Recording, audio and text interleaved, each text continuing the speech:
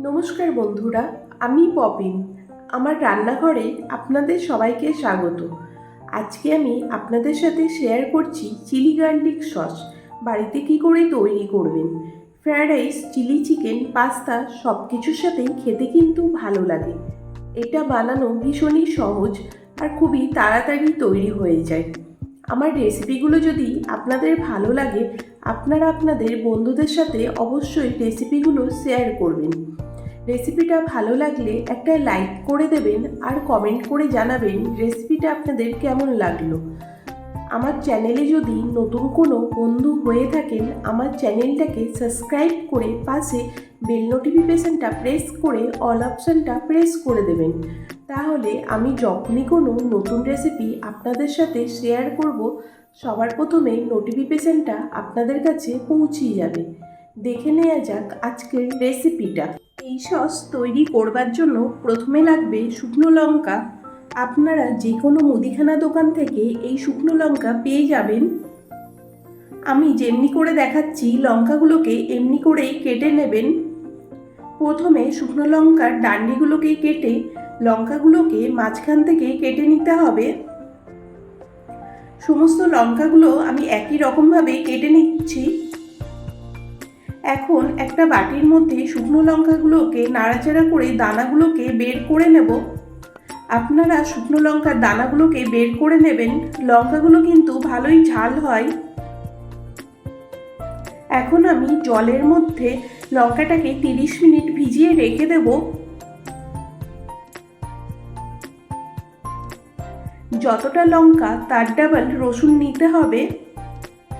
রসুনের কোয়াগুলোকে আমি ছাড়িয়ে নিয়েছি। 30 মিনিট পরে ভেজানো শুকনো লঙ্কাগুলোকে আমি এখন মিক্সির জারের মধ্যে নিয়ে নিচ্ছি। ছাড়ানো রসুনের কোয়াগুলোকেও মিক্সির জারের মধ্যে নিয়ে নিচ্ছি।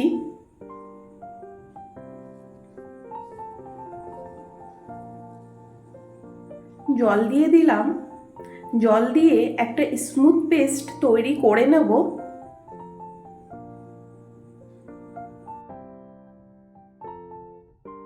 লঙ্কা আর রসুনের পেস্টটা হয়ে গেছে। স্মুথ একটা পেস্ট তৈরি করে নিতে হবে। প্যান নিয়েছি, প্যানের মধ্যে 1 টিস্পুন রিফাইন অয়েল দিয়ে দিলাম। তেলটা গরম হয়ে গেলে লঙ্কা রসুনের পেস্ট মশলাটাকে দিয়ে দিলাম।